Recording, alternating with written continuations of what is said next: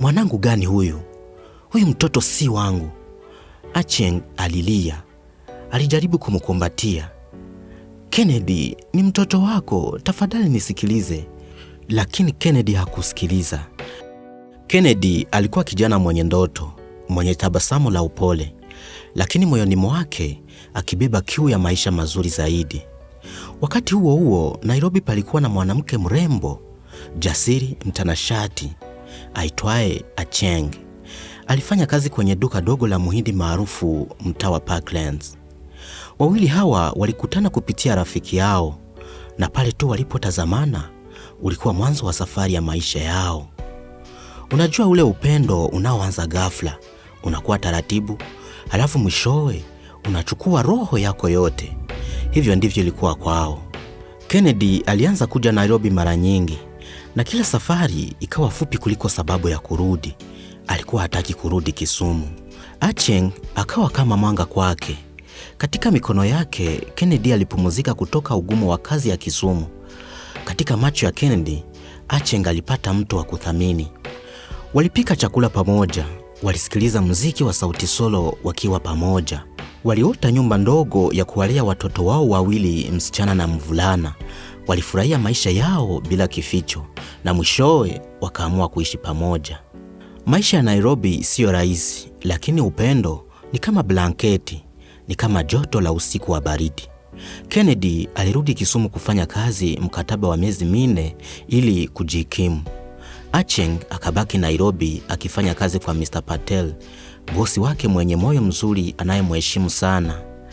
Kila siku Kennedy alipiga simu usiku. Mpenzi, uko sawa? Niko sawa Kennedy, najisikia nguvu ukiwa upande wangu.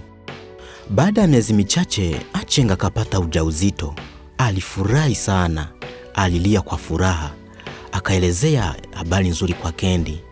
Na Kennedy aliposikia hiyo habari, alikosa cha kusema, akanyamaza, na yeye akalia kwa furaha. Mpenzi, nitakuwa baba. Walipanga majina ya mtoto, walitengeneza ndoto mpya, wakasubiri siku ya kukutana naye. Lakini siku ya kujifungua wakati ilipofika, Kennedy alikuwa bado Kisumu kwenye ule mkataba uliomlazimisha asiondoke. Acheng akajifungua mwenyewe bila mume wake, lakini alikuwa na matumaini. Wakati alipoona mtoto, ngozi yake ilikuwa nyepesi, macho yenye mwanga, nywele nyororo. Mtoto anafanana kama mzungu. Acheng alijua dunia itakuwa na maswali, lakini moyo wake alijua huyu ni mtoto wetu. Baada ya siku chache, Kennedy alifika Nairobi akiwa na zawadi, nguo ndogo na mafuriko ya furaha. Lakini alipokiona kichanga, akasimama, akapoteza pumzi, alichanganyikiwa. Mtoto alikuwa mweupe, mkali tofauti. Badiliko la sura yake ikawa lango la shetani kuingia. Huko nje majirani wakaona, marafiki wabaya wakakaribia. Sauti zao zenye sumu zikaanza. Bro, wewe utaamini nini? Angalia huyo mtoto. Huyo ni mtoto wa muhindi. Huyo si wako bro. Acha kufanywa mjinga. Wanamke wa mjini ni triki sana. Kennedy alishindwa kupambana na wingu la maneno. Akashindwa kusikiliza sauti ya mapenzi ambayo kwa miaka mingi ilimfanya kuwa na subira. Akaingia ndani usiku ule, machozi yakijaa hasira na oga. Acheng, mwanangu gani huyu? Huyu mtoto si wangu. Acheng alilia. Alijaribu kumkumbatia. Kennedy, ni mtoto wako, tafadhali nisikilize. Lakini Kennedy hakusikiliza. Majirani wakawa juri, hasira ikawa jaji, ua la penzi likakatwa kwa panga la maneno. Kennedy akamfukuza usiku wa mvua. Acheng akibeba mtoto, hakuna gari, hakuna rafiki, hakuna mahali pa kwenda. Mvua ikawabubujika, ikawapa baridi kali sio na huruma. Acheng akitetemeka, akigandishwa na kukosa msaada. Acheng akajikokota hadi kazini, duka la Mr. Patel lililokuwa limefungwa. Alibisha mlango wa nyuma akiwa amechoka, ameloa, akilia kimya kimya. Patel akafungua, akaona hali yao, akasema, Acheng, huna haja ya kueleza chochote, kuja ndani. Akawapa blanketi, chakula, na kitanda cha kulalia akamlaza mtoto, na hapo hapo akajua hawa watu wawili hawana mahali pa kwenda. Baada ya siku chache akaamua, nitawasaidia, mtoto atapata maisha bora. Kama huna popote pa kwenda, nitaadopt mtoto, nitahakikisha anapata elimu bora, ulinzi na kesho nzuri. Na kweli baada ya miezi michache ya taratibu, Patel akapeleka mtoto India kusoma na kutunzwa. Nairobi bila Acheng ikawa baridi. Chumba bila harufu ya lotion ya mtoto kikawa kama kaburi la hisia. Kennedy alianza kuona makosa yake taratibu. Majirani waliomshauri hawakuwepo tena. Simu zao zikawa hazipatikani. Katika upweke wake alianza kuwa kama mtu anayechungulia maisha yake kupitia dirisha lililofunikwa na mvua.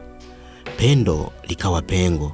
Kilio kikaanza moyoni mwake, kimya lakini uchungu. Rafiki mmoja wa Acheng alikuwa na uelewa wa genetic, akamwambia, Kennedy, mtoto alikuwa albino, si mzungu, si Mhindi. Umejiumiza mwenyewe. Ndani ya sekunde chache moyo wake ukapasuka. Akajiona mjinga, akajiona mkatili, akajiona msaliti wa familia yake. Kwa mara ya kwanza katika maisha yake alilia kama mtoto. Kennedy alikwenda kwa Acheng, alipiga magoti, machozi yakitiririka kwenye kifua chake. Nisamehe, nisamehe tafadhali, nirudishie mtoto, niko tayari kuwa baba sasa. Acheng akamwangalia kwa utulivu. Uso wake ukawa kioo cha uchungu uliokuzwa kwa siku nyingi. Kennedy, nakusamehe. Nimekusamehe siku nyingi, lakini mtoto yuko India. Anaishi maisha mazuri kuliko tungeweza kumpa hapa. Ameshapewa mwanga, elimu, ulinzi na maisha mapya. Kennedy akalia mikononi mwake. Acheng akamkumbatia, lakini moyo wake ulikuwa umejifunza. Mapenzi yanasamehe, lakini hayarudishi kila kitu. Usikubali maneno ya watu yaibe akili yako. Upendo unahitaji ushahidi, sio uvumi. Na mtoto ni baraka, si hukumu. Katika giza kuna mwanga. Na kama Kennedy alijifunza, wakati mwingine mwanga huo unakuja baada ya kupoteza kile ulichokidharau. Na kama umependa simulizi hii, usisahau kulike na kusubscribe kwa channel yetu ili uendelee kupata simulizi zingine nzuri na za kuelimisha pia. Asante sana.